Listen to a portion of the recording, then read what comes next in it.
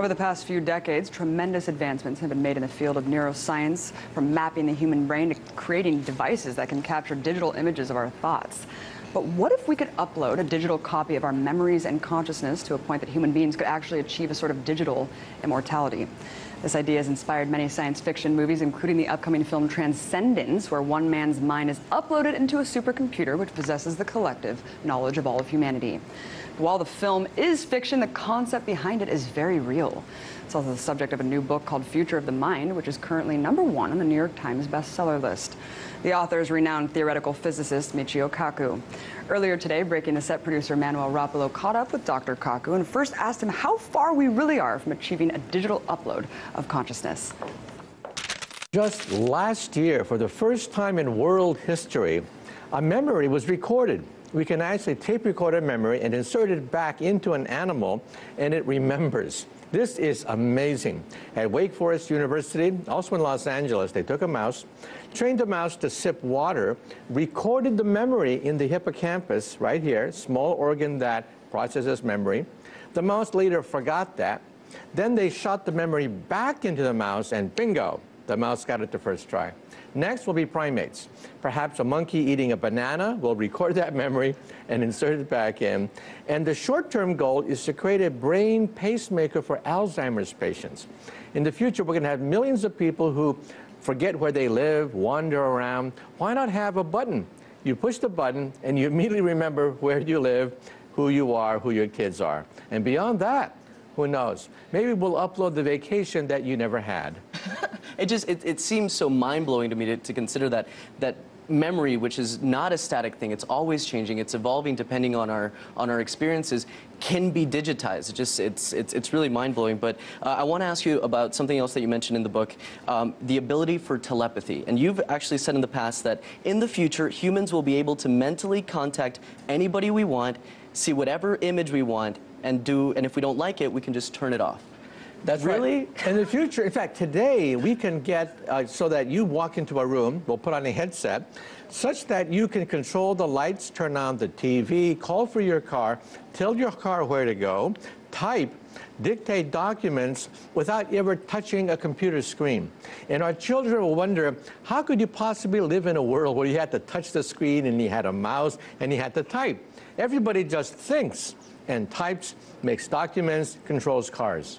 It's fascinating where we're headed, and it seems like it really is inevitable. And I think a lot is taken for granted over the things that we're already able to do now. I mean, you were just referring to these sensors in the brain that can capture images inside the brain. What are some of the other practical applications that these things could have? Well, this will replace the internet. It'll become a brain net.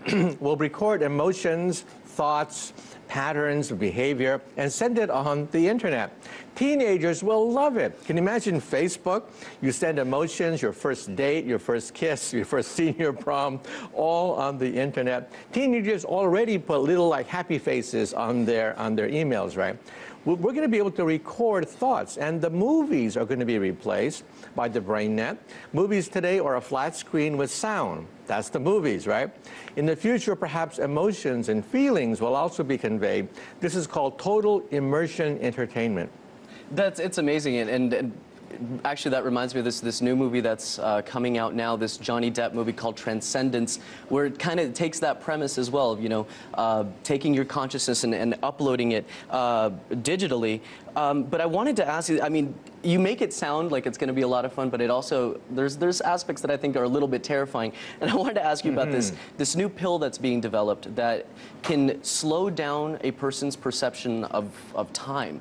And what's being said is that, you know, this could be applied to prisoners, and they'll take a pill, it'll slow down the perception of time so that eight hours could feel like 1,000 years, a 1,000-year sentence. How would this work, and why does the future sound so terrifying? Well, we are tinkering with the brain itself. For example, people who have traumatic memories of war, sometimes they're paralyzed with these horrible memories of a rape, an accident, warfare. We can create a forgetful drug. that actually takes the edge off many of our most violent and oppressive memories. However, the President's Commission on Bioethics recommended against marketing the forgetful drug because they said that even unpleasant memories are useful. We learn from them.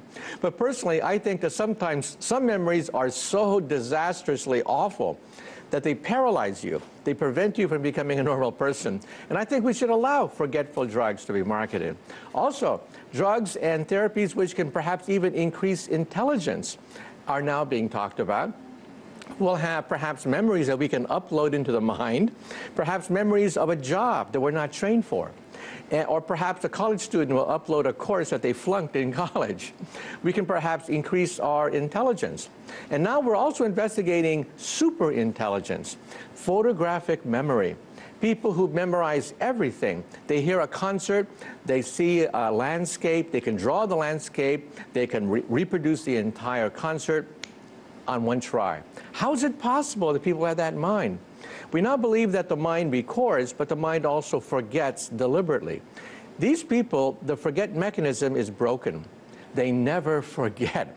They have a photographic memory, and we think that some great scientists of the past had this ability, the ability to have access to powers of the mind that we cannot as mortals. Right.